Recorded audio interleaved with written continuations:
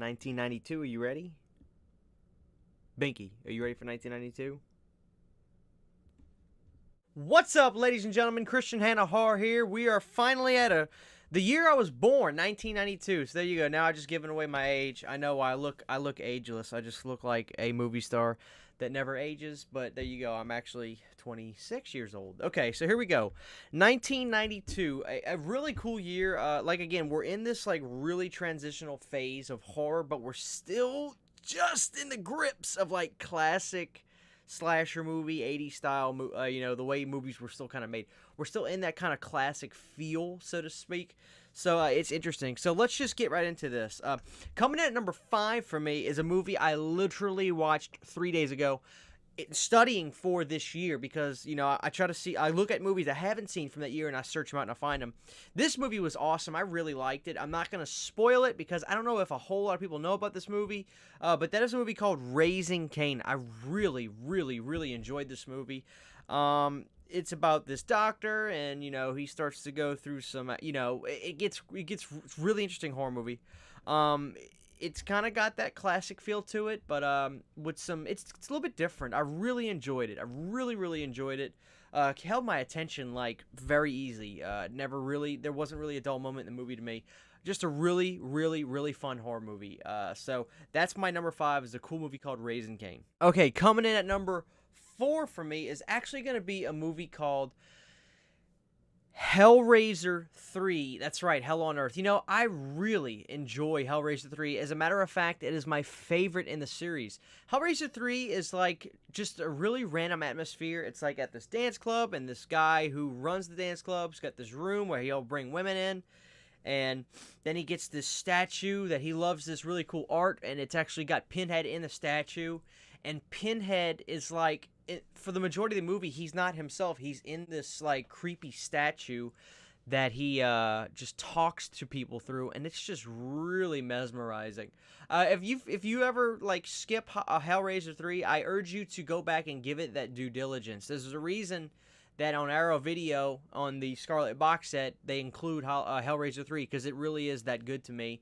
Like I said, it's actually my favorite of the entire series. So yeah, Hellraiser 3 is a fantastic movie, and I really love it. Coming in at number 3 is arguably the goriest movie ever made. I could be wrong, but, that is Dead Alive. Wow, what can I say about Dead Alive that hasn't been said by its legions of fans? It's one of the kookiest, funniest horror movie comedies I have ever seen. My goodness. The scene with the priest where I kick you-know-what for the Lord.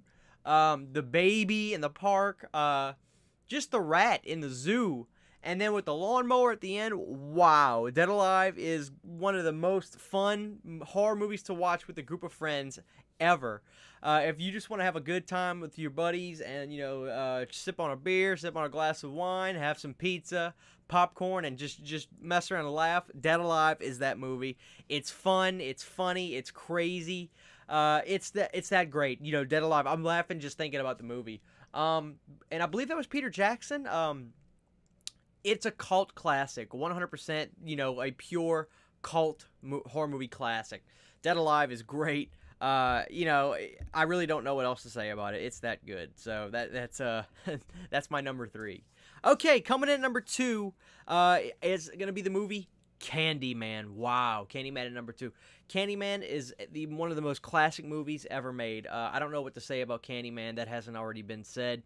There is no other person that could do this role besides Tony Todd. He exhumed so much persona and angelic-like qualities through this character that he's so scary because of how, just refined and smooth and, just well-spoken and soft-spoken he is. And I'm sure they did a little bit of post-production on his voice to swell it and give it that, give it that sound. But in all actuality, the majority of that performance, the horror that you get from him, is simply Tony Todd. He was just that good in the movie. I know Jordan Peele's supposedly remaking this movie.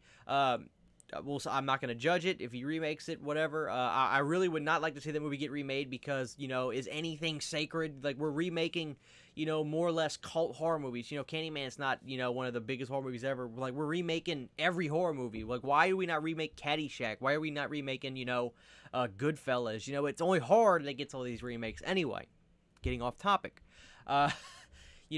Candyman is simply, one of the best horror movies of the 90s period. I don't really have much else I can say about it. It's that great. And it's probably one of Clive Barker's best collaborative works he's ever done.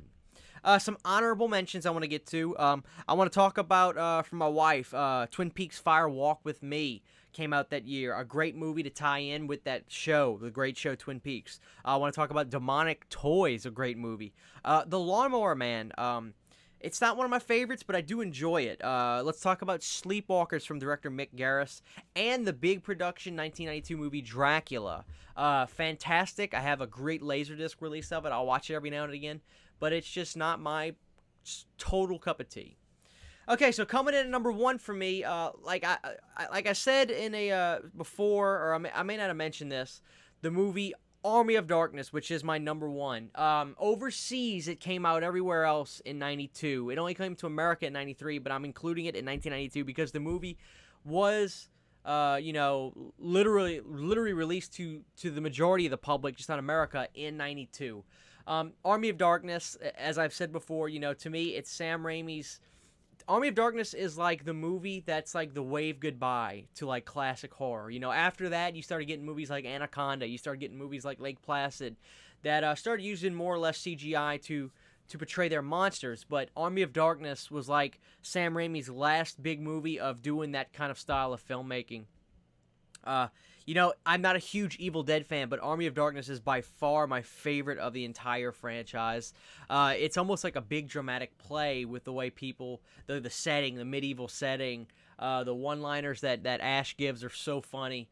The huge battle at the end, it's incredible to watch, this huge battle that takes place. It really is like a over-the-top, incredible, like eye-appealing movie, Army of Darkness.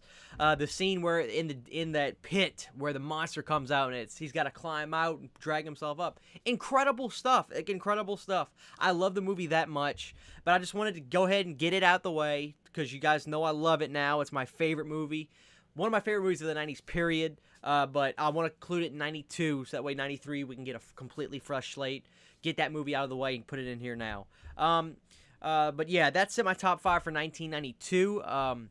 Yeah, so it was tough. Candyman is incredible, but, Army of Darkness is one of my favorite movies of the 90s, period. So, please let me know what you guys' favorite movies are from 1992. As always, I like to see movies that I have not even mentioned. That way I can go and research and watch for myself. Please be sure to give this video a thumbs up if you like it, and please be sure to share this video around. Get people involved. So I love the back and forth with you guys. Please be sure also to hit that bell to be notified when I upload these videos. I don't want you guys to miss them. Sorry for pandering. Anyway, Christian Hannah Horror. We'll be back soon with 1993, which is also going to be very interesting. See you guys next time.